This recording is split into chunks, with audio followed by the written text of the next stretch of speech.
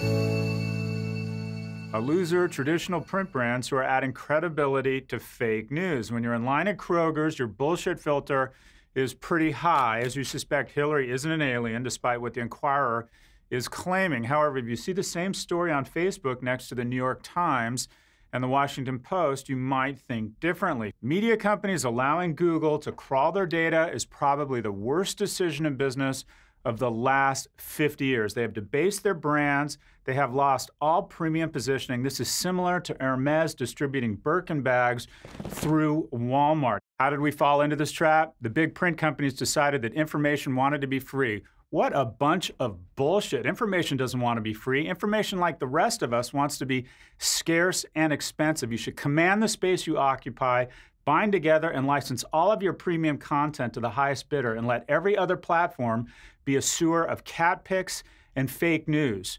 Baidu isn't allowed to crawl Alibaba content because Alibaba is smarter. ESPN doesn't let Comcast or Time Warner crawl their content because they're not fucking stupid, and they charge them $6 per household.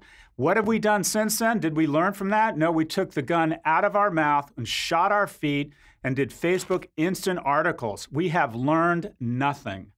A winner, Alibaba. The Chinese tech giant could be bigger than Amazon. Alibaba is the world's most popular e-commerce site with year-on-year growth of 54%. While 90% of that revenue came from e-commerce, a sector where China is growing faster than any other market, Alibaba has bigger ambitions. The company is pushing into video streaming and cloud computing and even opening physical stores. Sound familiar?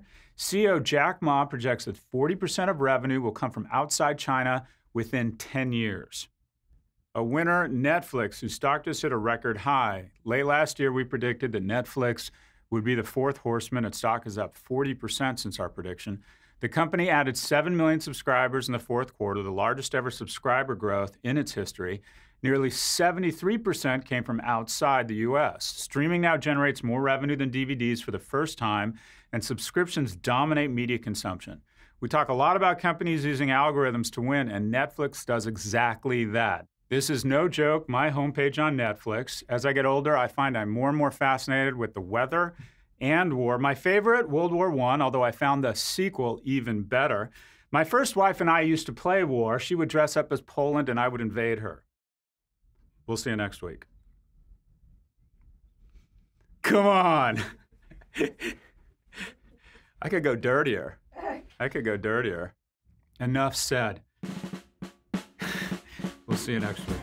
My darling, I can't get enough of your love, babe. Girl, I don't know why. I can't get enough of your love, babe. Lord, something